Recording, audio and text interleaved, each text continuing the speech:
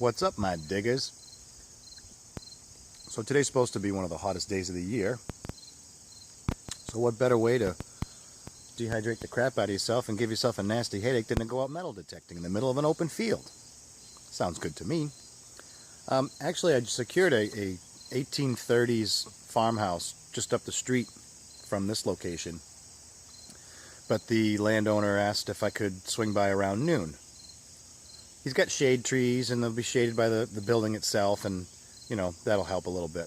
I got plenty of water. I'm not far from home. I'm not, you know, miles out in the woods. So if I start to get a headache or if I start to feel like crap, I just leave. I'm going to finish my breakfast. I'm going to tie my boots, load up my gear, drink some more water, and then I'm going to go out in the field and see what we can find. There's never nothing here. There's always something here. Let me show you what I get. You won't believe it. I don't even believe it. I haven't even dug it up yet and I can't believe it. It's amazing. We like to say what's up, guy. It's our way to say hi. In February it is good to know a plow guy. It is shaped like a key, also where I like to ski. Tell by my belt buckle that I'm most definitely from.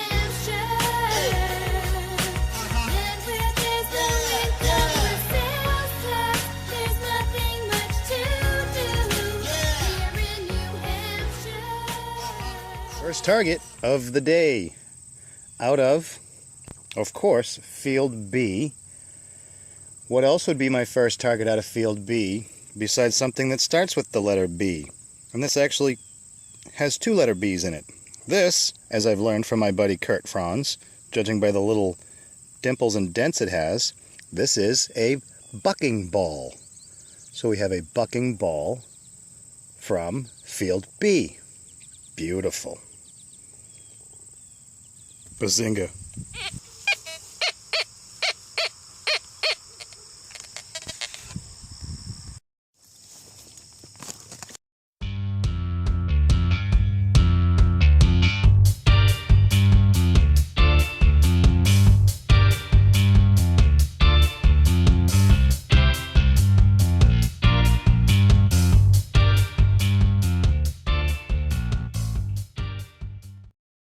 It's a Jefferson.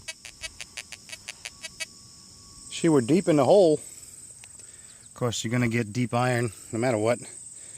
Rang in like a copper coin or something like that, but it had that little iron grunt in it, so I figured it was iron. But hey, you gotta dig them. Semi-live dig.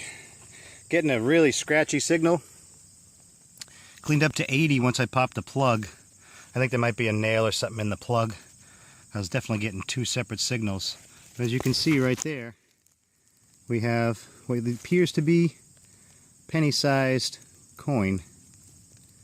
There's been Indians taken out of here before, and that's what this appears to be. No, wait. Yes. I believe it's an Indian. Let me get it cleaned up a little bit better. I love Indian heads. Yes, sir. Hopefully she focuses good for you guys. There it is. 1864. Beautiful. The back's kind of crunchy. Whoops. Whatever way she wants to flip. She's got that beautiful chocolate bronze patina that I love. I thought an 1864 would be a fatty, because that's 63 I got, and it was 60... I thought it was all the way to 65. They were thicker. This is a thin one. But either way, she were down in a hole, I don't know, what do we got? 6-7 inches? So that's pretty good. Love it. So apparently 1864 was a transition year for the Indian head penny. A couple of things significant about that year. During the year of production, they switched from the copper-nickel alloy that they had been using since 1856 to a bronze alloy for these new 1864 Indian head pennies.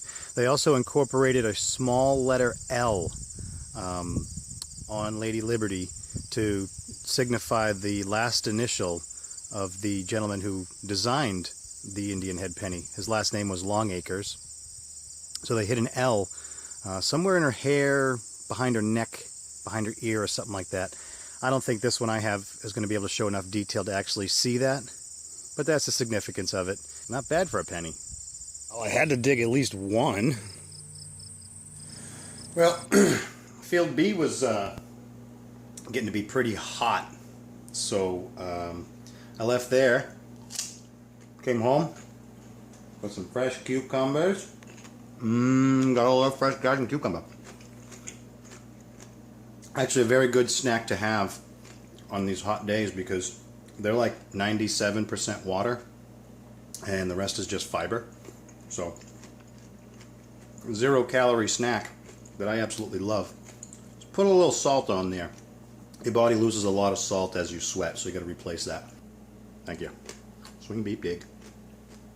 And eat your cucumber. In an effort to stay in the shady areas, being that it's so hot out today, I'm working along the original stone wall, and of course got me a spoon, but this is no ordinary spoon. It's got fancy on it. I'm gonna get her cleaned up. It might even be like a souvenir. See how it's got a hole in it, like you'd have hung it in your little display. See if I can get any words off of it and tell you what it says. Cool. It's showing up like silver plate. Maybe it's nickel plated.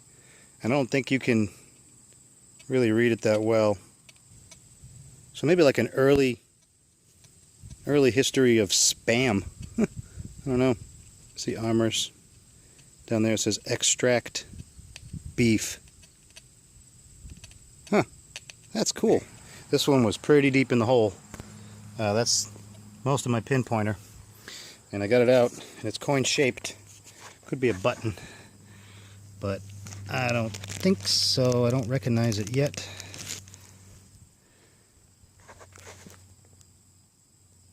Oh, I do recognize it.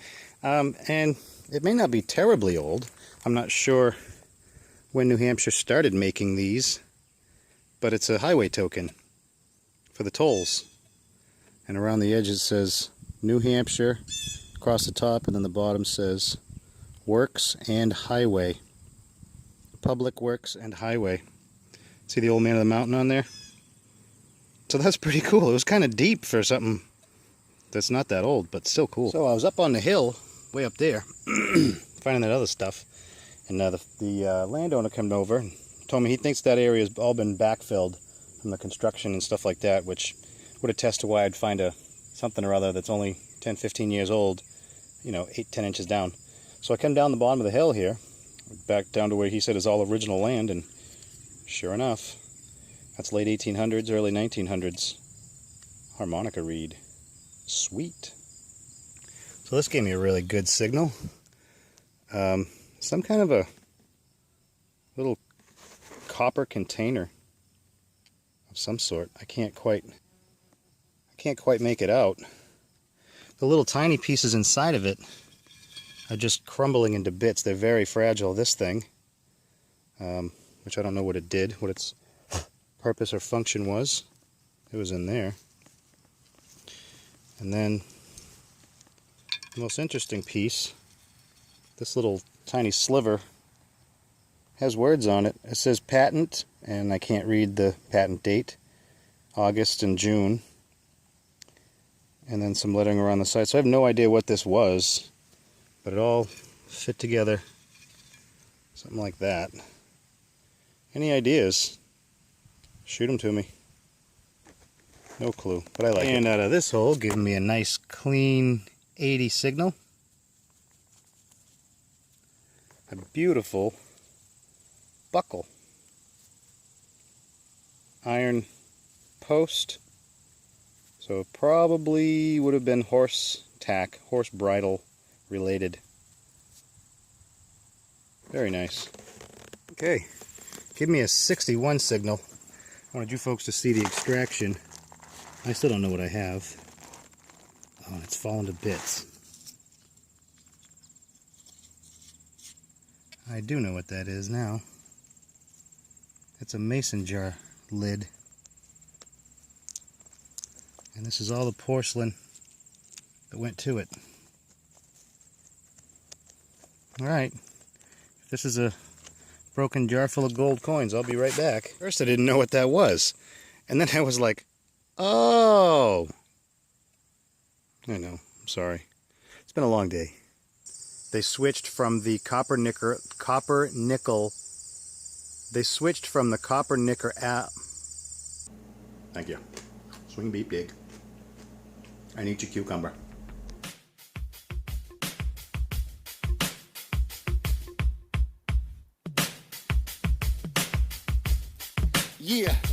Yeah, I'm up at Conway, now I'm down in Manchester, next to Adam Sandler, but I'll be Woods forever. I'm the new Salinger, cause I could live anywhere, but I choose to live here, the middle of nowhere. I used to shop in Salem, next to Rockin'